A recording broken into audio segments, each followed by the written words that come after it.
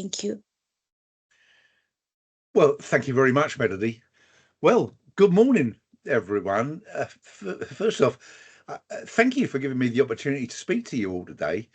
I'm speaking not just for myself, but on behalf of many others who are actively involved in shaping research from the outside in. And looking at the list of attendees, I see people who spend their days crossing these thresholds. You walk up garden paths, knock on front doors, step into people's living rooms and step directly into their lives. You provide person-centered, culturally appropriate care, often in the place where people feel safest, their own homes. And you understand something that many people in offices and laboratories sometimes forget. You know that a person isn't a diagnosis. They're not a medical chart or a set of symptoms. They're individuals with a history, a culture, a routine, a favourite mug, and a unique way of looking at the world. Now, when I was first diagnosed with dementia in my mid-60s, I felt as though the world had closed its doors on me. Up until that moment, I'd been an aero engineer, a technical author, a police community support officer. I was someone that people turned to for advice, practical problem solving and expertise.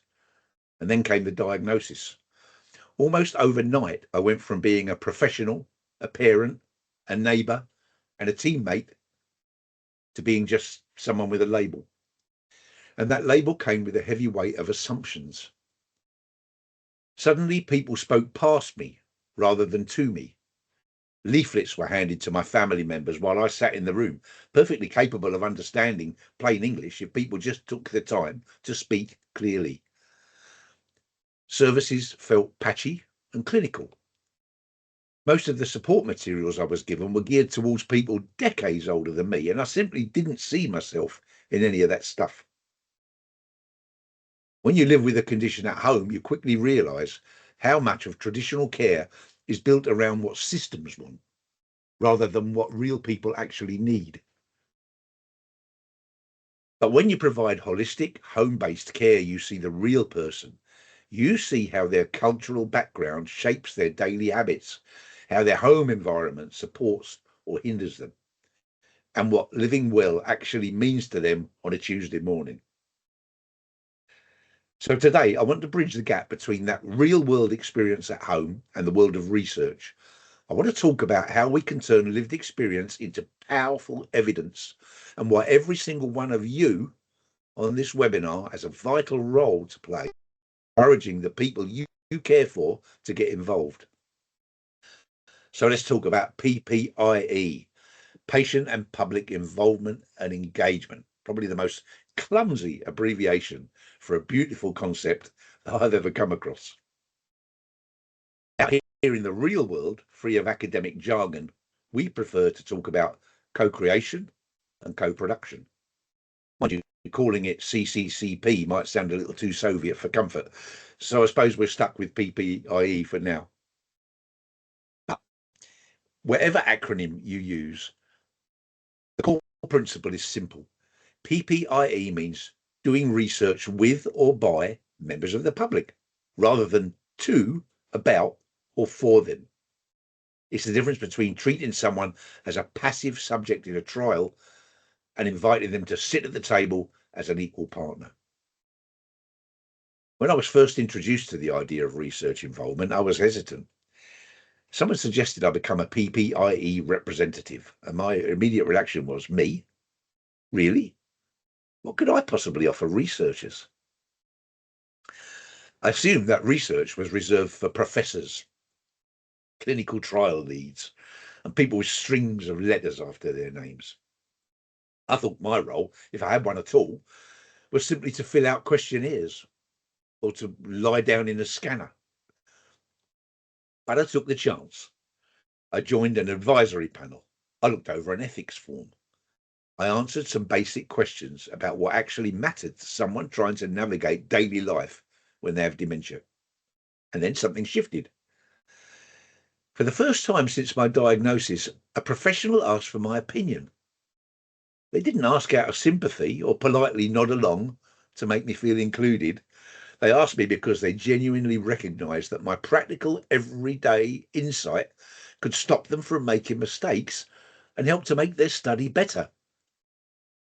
The feeling was electric. It was like a light switch being flipped on in a room that had been dark for months. PPIE isn't a decorative exercise. I'm not there to be an ornament on a committee or a token story to stick on a page in the middle of a grant application so the team can tick a box for their funding body. I'm there to inform, to challenge, to direct, redirect, and sometimes completely reframe the original question. When researchers involve people with lived experience right from the start, when they sit down with us before a single word in the grant proposal is written, the result isn't just nicer research, it's better evidence. It's evidence that survives contact with reality.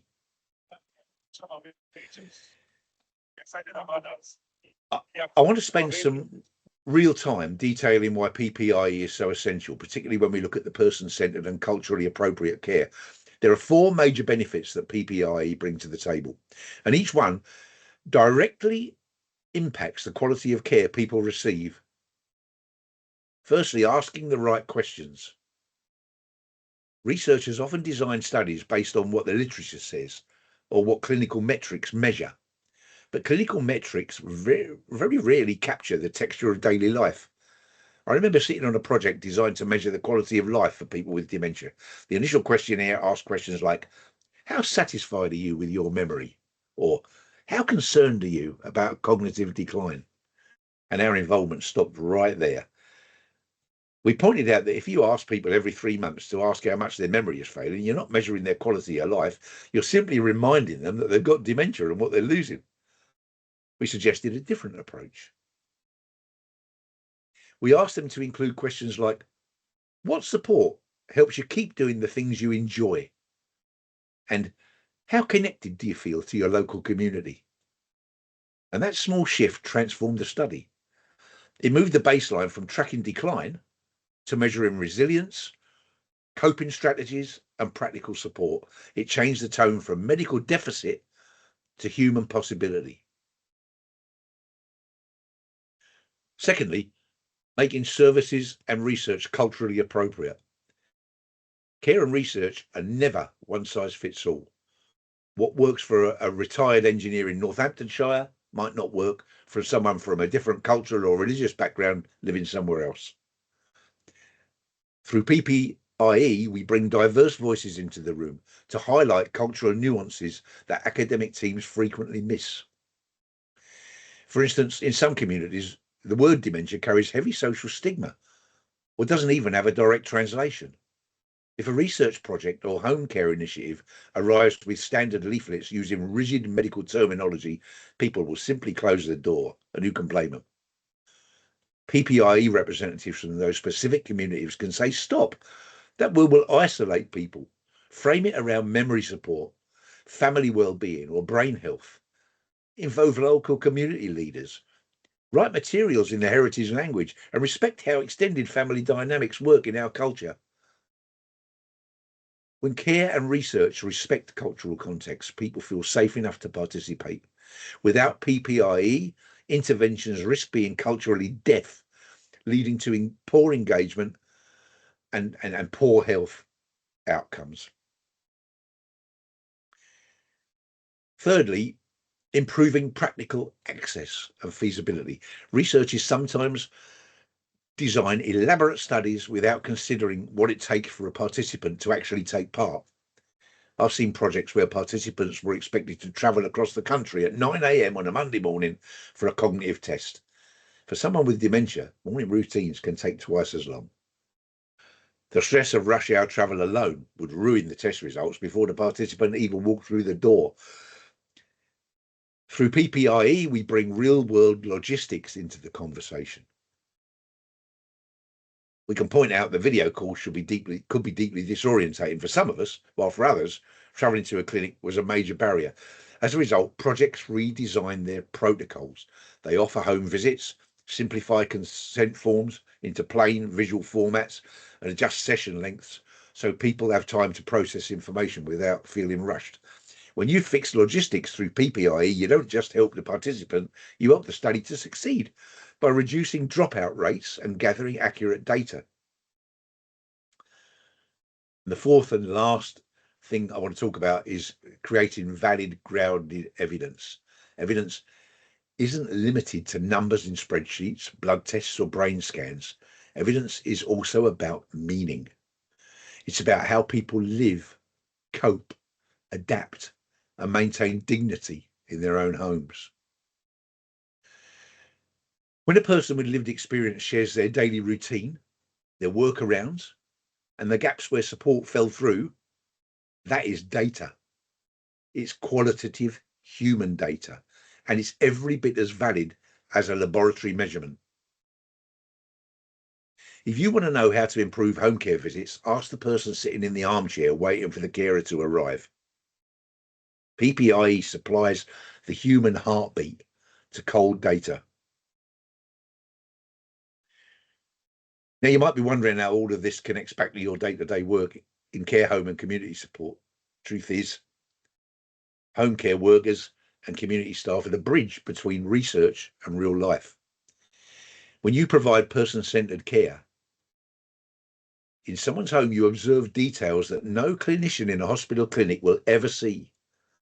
You see how someone moves around their kitchen. You notice when a routine becomes too complicated, when a cultural preference is being overlooked, or when a person is feeling isolated despite having daily visits. You are witness to lived experience every single day.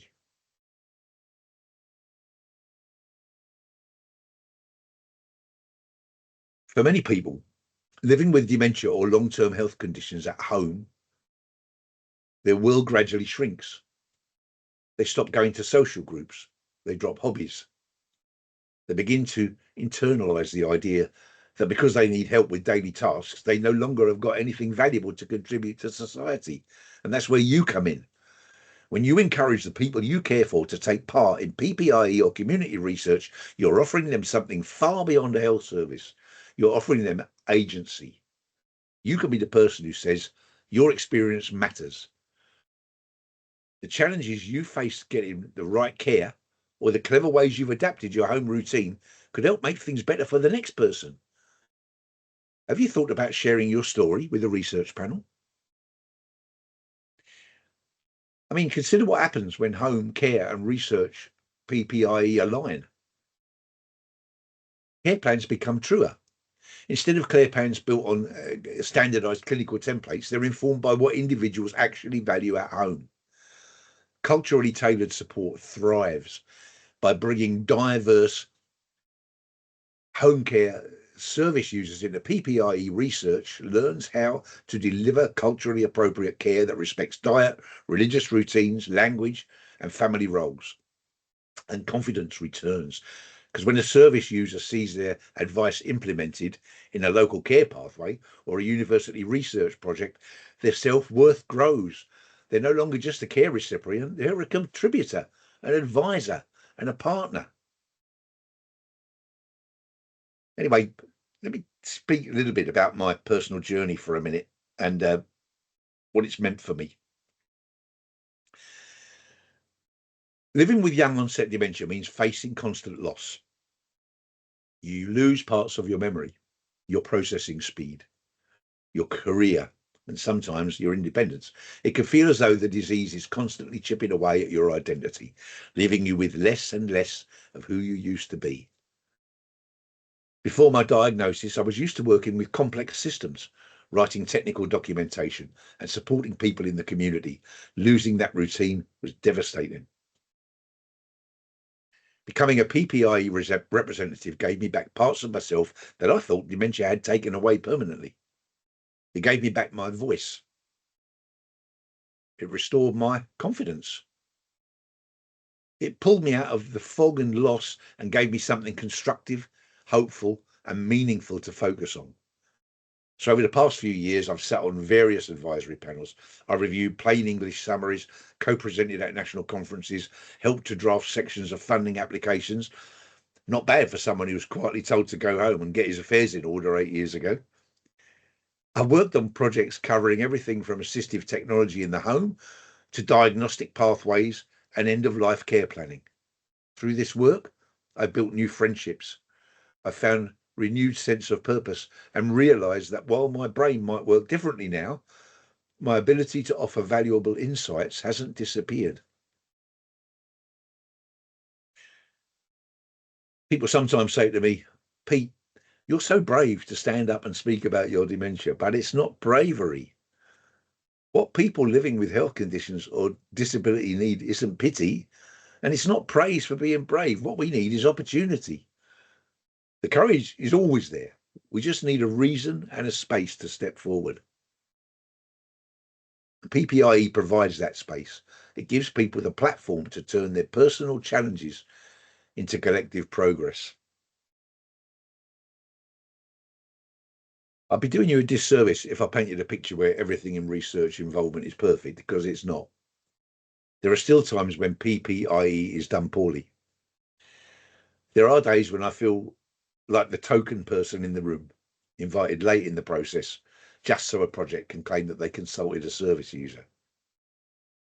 There are times when research teams send out a 50-page document 2 days before a meeting, packed with dense academic jargon, and expect me to digest it without any context. And there are meetings when people talk in acronyms, clinical shorthand, leaving me sitting there and feeling lost. But when that happens, I've learned to put my hand up and say, excuse me, can you explain what that means in plain English? And do you know what happens when I do that? Half the time, the clinical staff and junior researchers in the room look relieved because they didn't understand the jargon either. By sitting in those rooms, asking those simple questions and demanding clear communication, we slowly change the culture. We teach researchers how to communicate like human beings once again. If you're involved in setting up research, or if you're connecting service users to involvement opportunities, here are the key rules for doing PPIE properly, in my humble opinion. Involve people from day one. What I mean is bring PPIE reps in when you're coming up with an idea, not when you're finishing the grant proposal. And then value people's time. Pay PPIE representatives fairly for their work, cover their expenses promptly. If you can build that into your grant application. Keep communication accessible. Use plain English. Avoid jargon. Send the materials out well in advance so people have processing time. Create inclusive environments. Respect cultural differences, physical accessibility, and cognitive processing needs. And show the impact. That's important. Tell people how their feedback has changed the project. Nothing destroys trust faster than asking for input and then throwing it into a black hole and not getting back to anybody and telling them what a difference they've made. Well, I know I haven't spoken for long, but I hope there are a lot of questions. So I'll leave you today with a simple message. Whether you're a care worker, a service manager, or a researcher, you hold the key to opening doors for the people you support. Don't just view the people in your care through the lens of their daily care needs. Look at their rich history, their unique insights, and their potential to shape the future of care. Encourage them to speak up. Help them find involvement groups. Show them that their lived experience is valuable, necessary, and powerful. When we combine clinical skill, professional care, and genuine lived insight, we create something extraordinary. We build evidence that truly understands humanity. We create services that don't just keep people safe at home, but help them live with dignity, purpose, and connection. I'm living proof that a diagnosis doesn't mean the end of making a contribution. You don't need to be a professor to make a difference in research. Sometimes you just need a chair at the table and a room full of people willing to listen. Thank you very much. And please I'm here to answer any questions you might have. Thank you.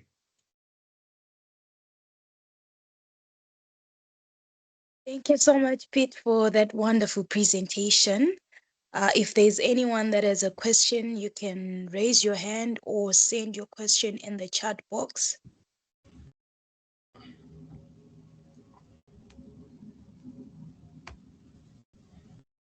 Okay, so we have a question from Evan. Please go ahead. Thank you so much, Pete, for that presentation. That was quite valuable, and you've covered things that may appear like straightforward, but actually things that have not been happening in a long time.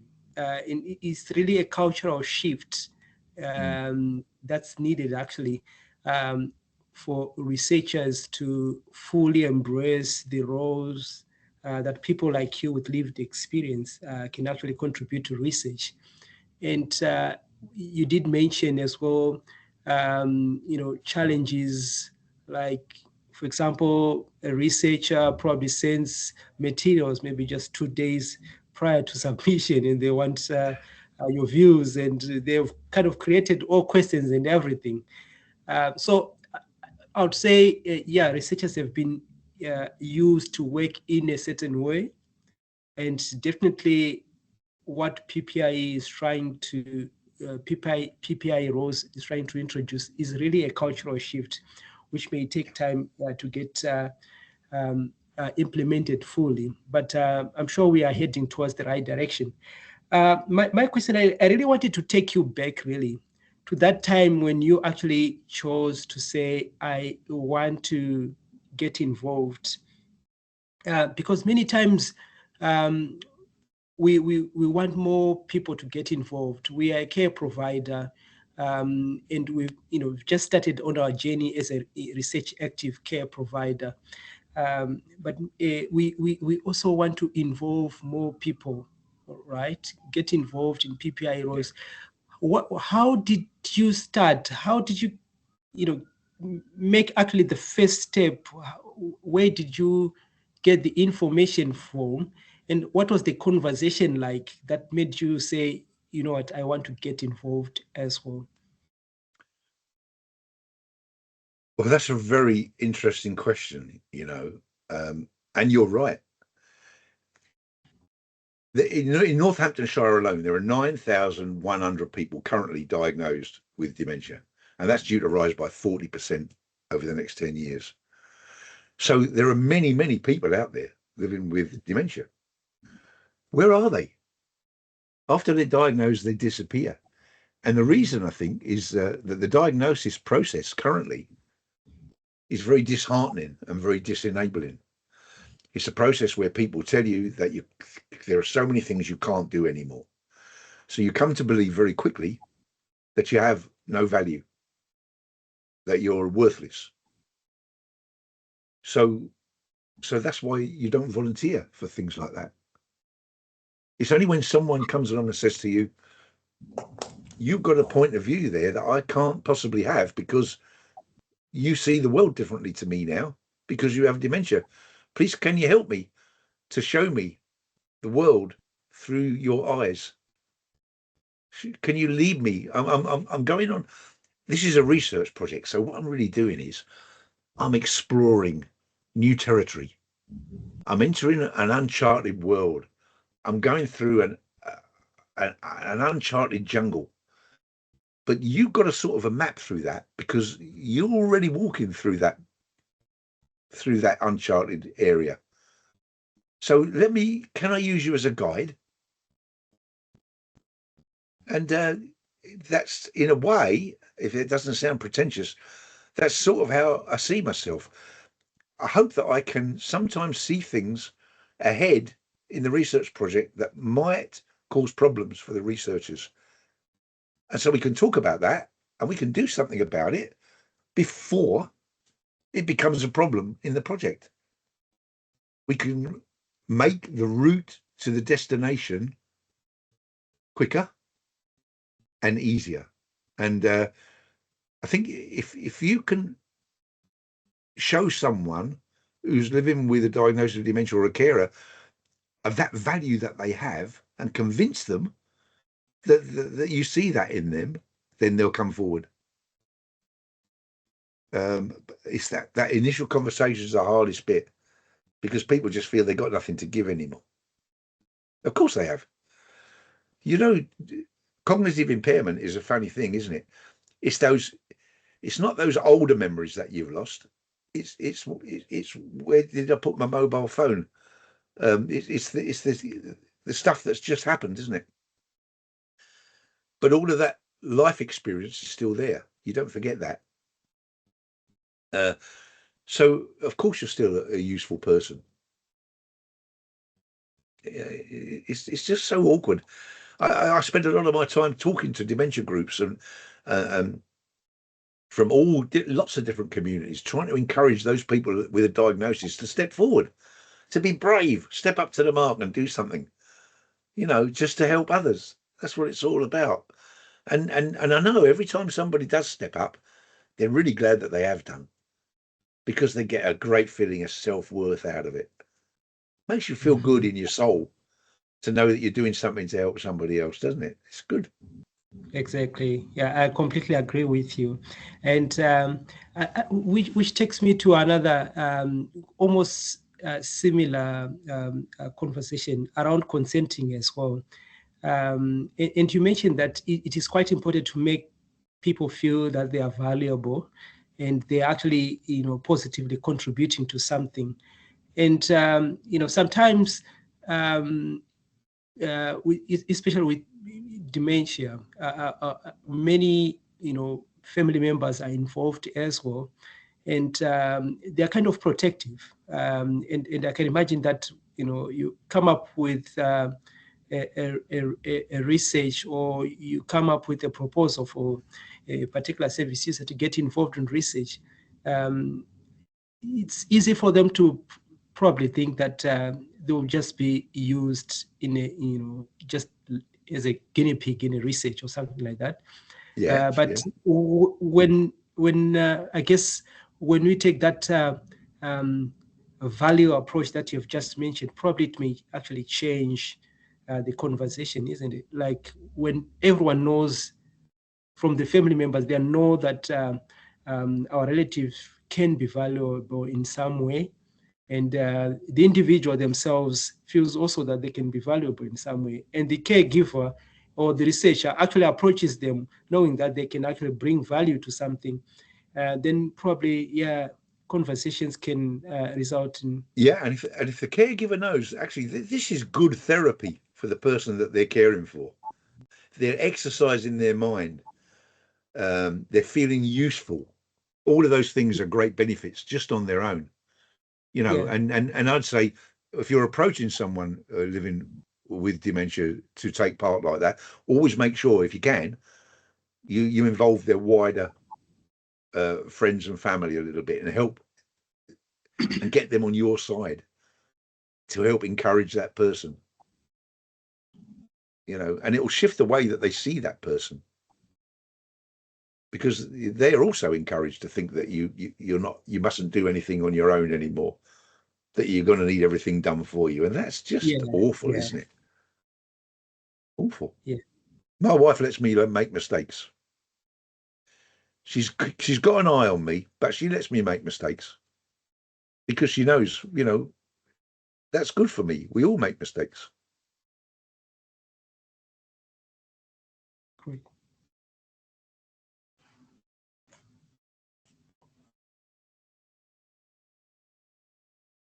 Okay, we have another question from Silas.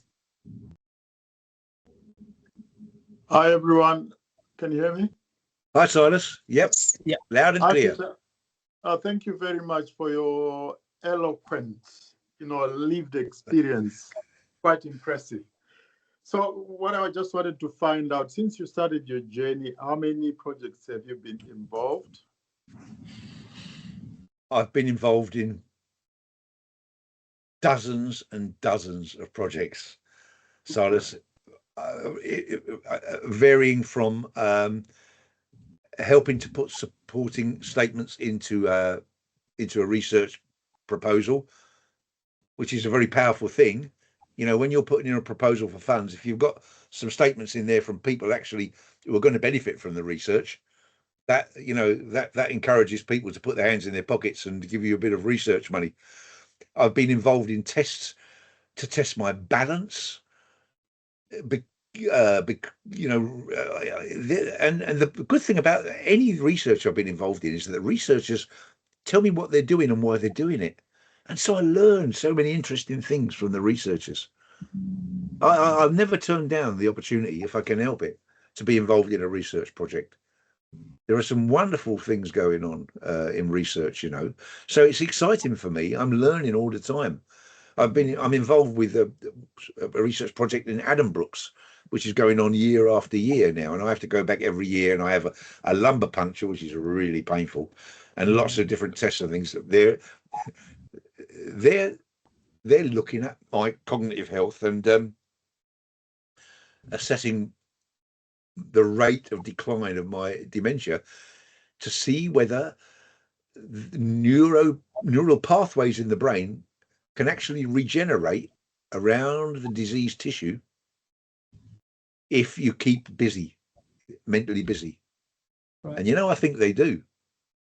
I can't imagine. I'm at nearly 8 years now into my diagnosis. And I know I had dementia years before my diagnosis. Now I realise, but I'm still quite coherent. Not always. My cognitive reserve gets pretty low sometimes, but I'm convinced that's because I have the opportunity given to me by lovely people like you to speak to you and think a little bit and do useful things. That's what keeps the wolf of dementia from my door. So yeah, I've done dozens. I'm a member of the SPIN-D Dementia Network, and we specifically look at research opportunities for young researchers and anybody who wants to do any dementia related research. All of that stuff is good, but I'm just Pete on that. I'm not Pete with dementia on there. I'm just Pete. I'm a team member, and that's the way it should be, isn't it? Yeah, I'm just another team member. Thank you. This is a follow-on question. Sorry. Yeah, by all means. Right. So, have you been involved in teaching others with a similar medical condition to participate in research? Indirectly, yes. In fact, yesterday I go around visiting various dementia groups, and I tell them a little bit about my life history. But what I try and do is encourage them to participate. It's really difficult. You know, researchers need someone of the right age, with the right type of dementia for their research, at the right stage in their dementia, of the right cultural background and ethnicity, all of those things. So that limits the amount of possible people for most, I guess, most research projects. So I see researchers tearing their hair out because they can't find enough people to make their research, valuable. And yet the people are out there. I always think about, Bigfoot. There's all these stories about Bigfoot, aren't there? And the abominable snowman. We know that it's out there, but nobody ever sees them. And it's like that. We're trying to find people with dementia because we just disappear after our diagnosis and we just go away and sulk at home. So I want as many people as I can to step forward and get involved in research, because I know that it's so good for their souls. And I know research needs it. And if you're engaged in research, you know that. You know, we need as many people as we can. The more diverse in age, gender, social background, everything. We need that, because the more we get, the better research we can do, and the better results we will get, and the more we can beat that horrible spectre of dementia, beat it back a little bit, and make life easier for people who are giving care as well as receiving care. Oh yeah, I feel like I just want to go to the Houses of Parliament and chain myself to the gates and shout about the things that we should be doing, Thank you. Yeah. Okay, so I have a question. You mentioned that you never turn down studies. So how do you deal with situations where you are introduced into the study late and you have little time to digest the information? Because some of these projects have timelines. What if it's close to, the Yeah. timeline of the project Yeah. and you have no time? You have little to no time to digest the information that they've given you. Well, Melody, that's another good question, because sometimes I have to stay up all night, or work. But look, I don't have a day job. So Okay. my time management is my own. I can work evenings, weekends. I can, work as long as I like. I'm keen for any project to succeed. So I might give someone a bit of a ticking off if they provide me information late. But there's sometimes reasons for that. Mhm. So I'll just have to burn the midnight oil, trying to come up with the goods, with what they want. But I'm concerned that if I want to do a thorough job, then I do need the time to do it. I don't want to say to somebody that I've reviewed this particular paper if I haven't had an opportunity to review it properly Mhm. and give constructive criticism, because it might be vital later in the project. I think if people tell me what the timeline is early, then I can be prepared for when their deliverables come up. But very often on a project, they don't include me that much, so I don't get to see that sort of stuff. I just get an email every now and then when they want something, and that's not PPIE. That's not co-creation and co-production. That's when I'm part of the team. And when the team meets, I'm just part of the team, and they treat me just like part of the team. That's what I want. I'm not at work anymore. I don't get that team stuff. But on a research project, I can have that. I can feel just like a valued team member. And that means also people can be comfortable enough to tell me if they think I'm talking rubbish, or tell me off if I don't deliver, just like you would a team member, So it's a good relationship. Okay. So have you ever raised this as a concern in any of the projects that you have been involved in? Yes, I have. And very often after I've raised it, people have given me a very good reason why that is so. But they should have done that straight away, shouldn't they? Yeah. And that way I would have been so more eager to help. If I think it's just because they couldn't be bothered to get in touch with me, that I was an afterthought, then I think, well, what's the value of what I'm doing then? Am I just a nice to have, or am I an integral part of this project? Mhm. I don't want to be a token. I've seen too many research projects with tokens instead of people. It's just not right. Thank That you. anybody from an ethnic background knows what tokenism is all about, and it's just awful, and we mustn't do that. We must value people's contributions and include them on an equal footing in everything we do. Otherwise, what we do is not worth doing.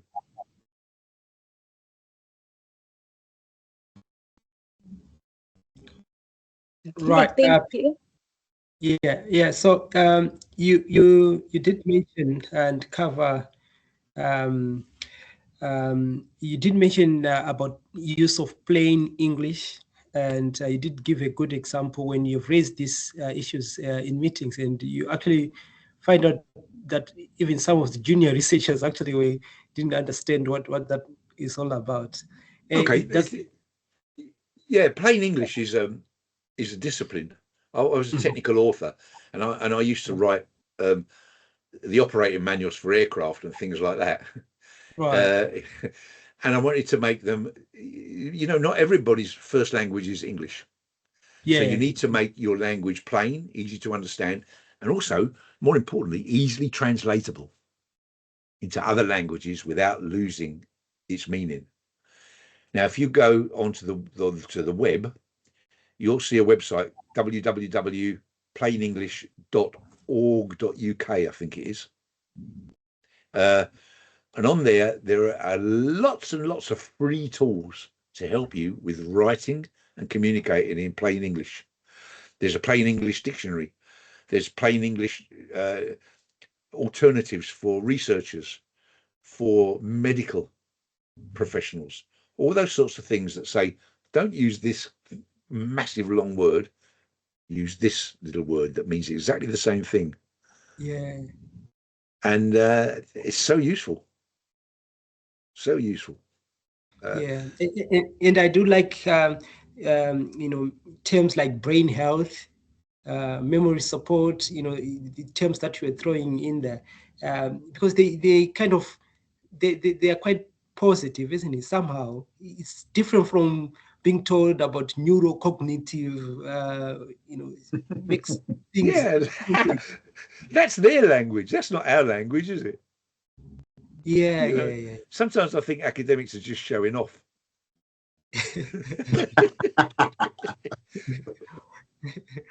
Let's speak in plain English. Let's tell it how it is.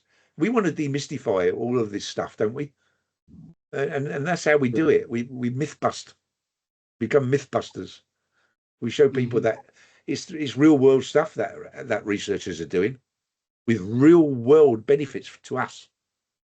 That's another reason why people want to get involved with research, because we're not rich, are we? What legacy am I going to leave behind me when I die?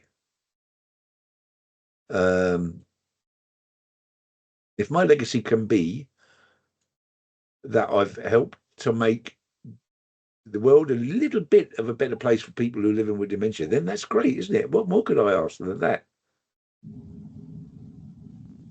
So that's reason enough, isn't it, to get involved with research, or that I can help a young PhD student to write a research paper that's going to launch their careers in neuroscience or something like that. Wow. Imagine having the opportunity to be involved in something like that. It's a wonderful privilege. So for me, it's a privilege to be asked to do anything like this. I want to be humble about that if I can. It's true. I mean, I'm very good at shouting and screaming and blowing my own trumpet, but the bottom line is, I know darn well if it wasn't for the opportunities people like you give me, I'd be long, long down the road into dementia now. You keep me, I won't say sane, because maybe I'm not, but you keep me on an even keel. You keep me interested. You keep me feeling as if I've got worth and that my voice matters. And that is priceless. Priceless. You're actually very valuable to everything that we do and what all researchers and academics are doing, and your contribution is quite amazing, actually. I do follow you on LinkedIn. You're always sharing. You're always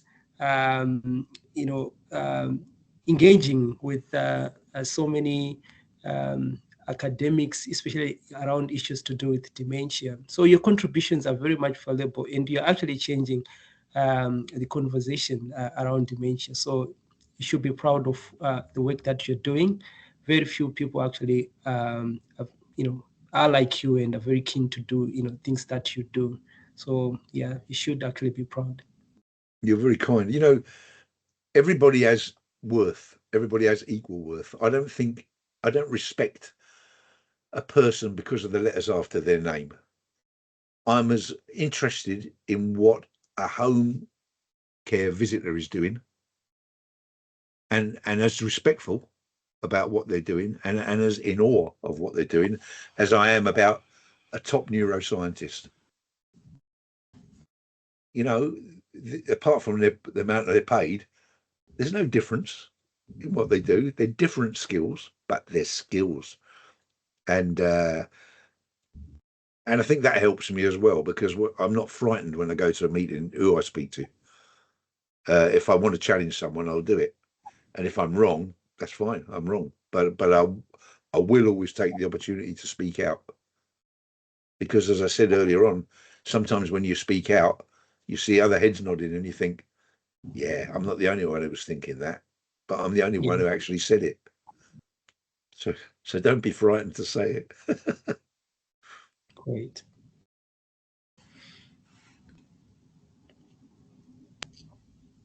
Okay, so we have a comment from Miriam Ejim. She said, spot on, Peter. Thanks for sharing your experience. Co-production should start from the beginning. Miriam, from the very, very beginning. When you get the idea, when you get the first idea, that's when you start to think, like Avengers assemble. That's when you get your team together. And on that team, there should be a customer, someone who's going to be the recipient of your research, shouldn't there? Well, why wouldn't you have someone like that on your team? How are you ever going to get good research if you don't? And yet for years and years, that's the way people have done it. Yeah. They haven't thought about that. They know about it in retail, don't they? They always do customer research in retail. Why haven't we been doing it in the world of academia? Mad. It's mad. So you're obviously on the ball, Miriam, because you understand that, but so many people don't. They talk about co-production. Well, I never talk about co-production if I can help it. I talk about co-creation. Let's get in there earlier than the production of something. Let's get in there at the creation of it. Let's look at the way it's designed. Because what's the point of producing something that I'm not going to use? It's too late then. You're in production. Let's look at it right at the very beginning and make sure that it's fit for purpose. I see lots of stuff on the market for people with dementia, and I think I wouldn't touch that with a barge pole. It's too difficult to use. Whose idea was that? How did that ever get into production? It's got too many things in it. I only want something that does one thing. This is a Swiss Army knife that does 100 things, and it's cost so much I can't afford it on my benefit. That's another thing, isn't it? You've got to look at all that sort of stuff. Yeah. What works in a care home might not work in a person's home. So once again, you've got to tailor the output of your research to the environment that you think it's going to be used in. And of course, people with dementia have comorbidities too. Most people living with dementia are of a certain age, so we've all got other aches and pains and things wrong with us. So your output has got to take that into consideration too.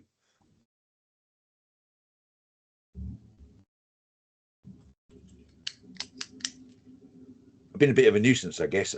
I could have spoken all morning, but I had a few things in my head, and I didn't know how long it was going to take me to say them.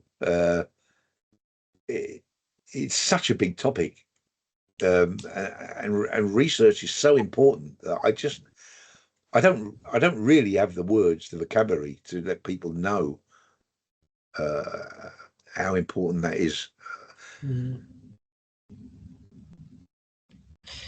Well, that's yeah. I mean, and you've just used a new term there, co-creation.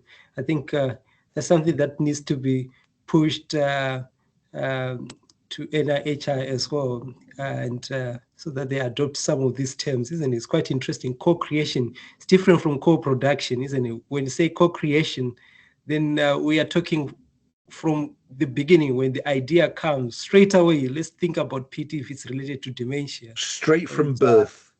Exactly. Yeah, so that's an interesting term there. Yeah, Melody, how much time do we still have? Or it's... Oh, sorry, there's one thing I haven't mentioned. Another benefit of PPIE is, look, if it all goes wrong, you can always say, well, we had someone with dementia working on the team and they told us it was okay. So we call that blame share. You've got a bit of blame share. You've got a bit of insurance if it all goes wrong. So that's another reason why you really ought to include us.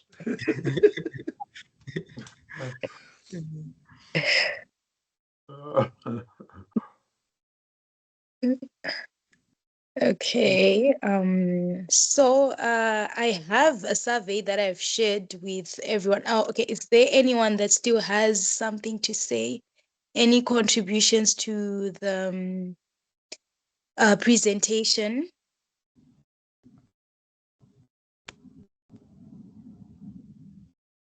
Okay, so I can share what I wanted to share with you. So for these meetings, we are giving out certificates for attendance. If you're not in our community of practice group, please email me. I'm going to share my email in the chat box. Just email me and I'll send you your certificate. Just email your name, your full name. And if you want to be added in the group as well, please do mention that. Just give me a moment to share my email.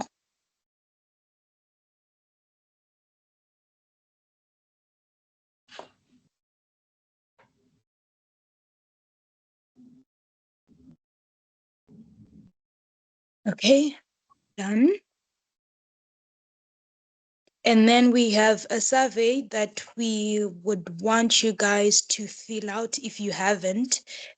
This actually helps us to know the kind of people that we need to invite for our meetings and the topics also that we can share with you, any research studies that we can share with you, and the opportunities as well.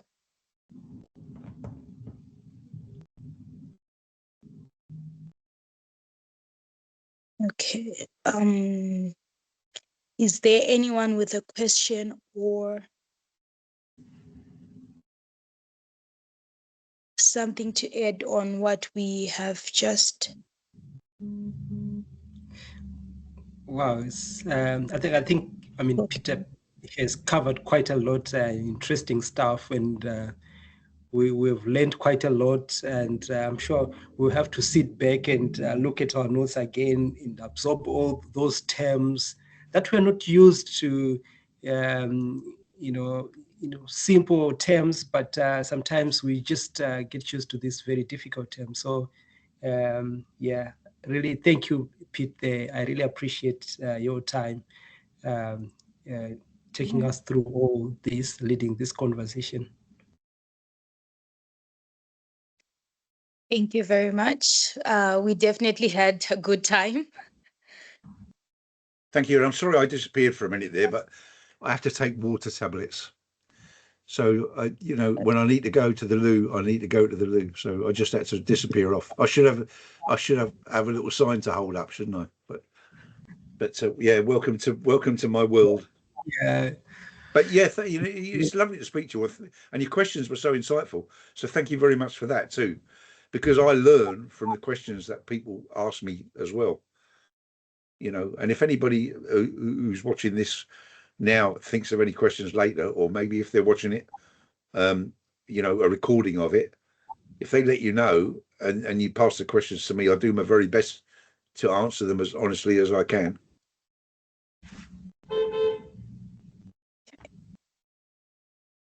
Thank you. So please, those that joined us for the first time today, remember to email me so I can send you your certificates of attendance for the meeting. And a reminder, Silas and Fungai will be presenting in September on the 23rd. I'll share the information on our newsletter and the group chat. They're gonna be presenting about their NIHR internship program. If you have missed that, they have presented before, but if you have missed, please join the meeting. Also, they would have finished their program, so they will be doing a full presentation on their journey throughout that internship. Thank you. Okay, I think we can end the meeting if no one has anything to add. Thank you so much, everyone, for Thank coming. you We so really much. appreciate. Pete, Yeah. thank you so much. And everyone else that attended, thank you for attending. Have a good day. It's been a great pleasure. Thank you. Thank you, everyone.